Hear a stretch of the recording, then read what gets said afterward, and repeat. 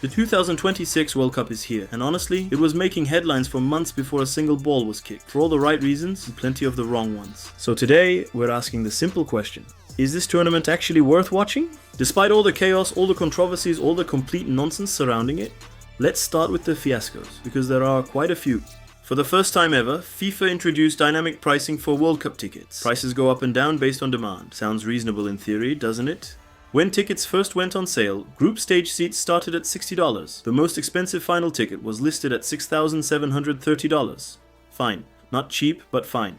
Then demand kicked in, and the dynamic pricing did its thing. By April 2026, the cheapest standard final ticket had climbed to $5,785. Category 1 seats the most expensive general admission, hit $10,990. And then in May, the same category of ticket reached an eye-watering $32,970. Just 2 days before the tournament kicked off, there were still reportedly 180,000 unsold tickets. Politicians in New York and New Jersey launched a formal investigation into FIFA over the pricing. Even Trump said he wouldn't pay the roughly $1,000 for nosebleed seats at a USA match. When you've managed to unite basically everyone against you, left, right, center, you've done something impressive, FIFA, just not in a good way.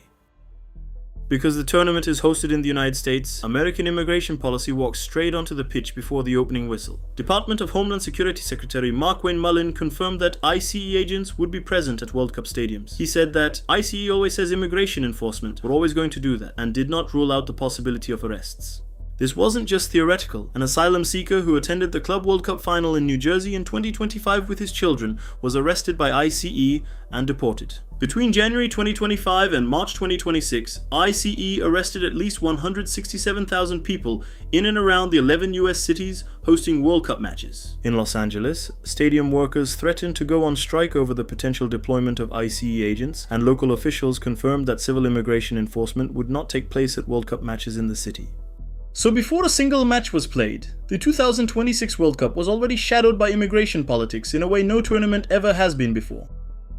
This is the first World Cup with 48 teams, 12 groups, 104 matches. It used to be 64. The criticism is straightforward. 48 teams doesn't make for a good format. There are 72 games, more than the entire Qatar World Cup, just to get from 48 nations down to 32. Win just one game and you're probably through to the knockout rounds. There's no real jeopardy. UEFA President Teferin reportedly called several matches uninteresting. He got some pushback for that football associations from Cape Verde, DR Congo, Curaçao, Haiti, Jordan, Uzbekistan, and several African nations issued a joint statement firmly rejecting his comments, saying every nation that qualifies deserves respect. Fair point. But also Curaçao did lose 7-1 to Germany in their first ever World Cup match. So it's a complicated argument. The format has genuine problems, but it also produces stories you wouldn't get otherwise. More on that in a moment. Right. Let's talk about what actually happened on the pitch. Mexico-South Africa 2-0. Opening match at the Azteca. Mexico did the job. Clean start for the hosts. South Korea 2-1 Czech Republic. Korea looked lively. Good result for them. USA Paraguay 4-1. The standout performance of week 1, without question. The USA stormed through Paraguay with a 4-1 win, featuring a Gio Reyna beauty, with Christian Pulisic leading the charge. Folarin Balogun scored a pair of goals, and the Americans scored 4 and had another disallowed. The US looked genuinely dangerous.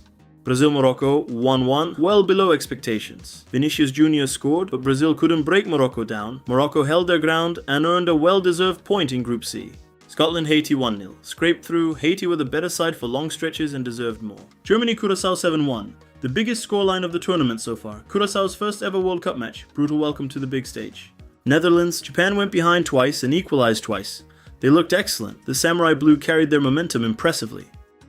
3-1. Kylian Mbappé scored twice and broke the French record with his 14th World Cup goal, surpassing Pelé to go joint third on the all-time list. Argentina-Algeria 3-0. Lionel Messi scored his first ever World Cup hat-trick at the age of 38, becoming the oldest player to do so in tournament history, while also going joint top of the all-time World Cup scoring charts alongside Miroslav Klose. Spain-Cape Verde 0-0, the shock result of the week. Cape Verde, making their World Cup debut, held heavily favoured Spain scoreless in a stunning 0-0 draw. Spain had 27 shots and couldn't find a way through. 40-year-old goalkeeper Vozinha was the hero, putting in a heroic performance to earn his country a historic point. Extraordinary.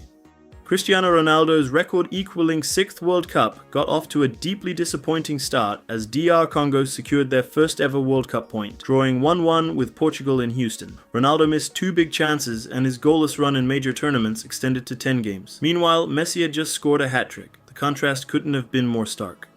So, is the 2026 World Cup worth watching? Yes, it is. But FIFA deserve every bit of criticism coming their way. The ticket scandal is a genuine embarrassment, a global celebration of football, and you couldn't actually afford to go. The immigration situation affected real people, fans, players, workers in ways that had nothing to do with sport. The 48-team format is still clunky, and some matches are clearly mismatches. But here's what the football has given us in just 1 week. Messi at 38, hat-trick, still rewriting history. Cape Verde shutting out Spain. DR Congo taking a point off Portugal. The USA looking like genuine contenders. Mbappe, Haaland, Yamal, all on the stage.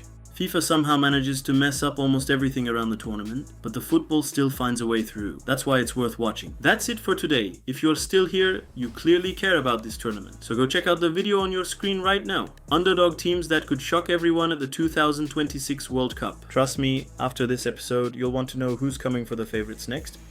See you there.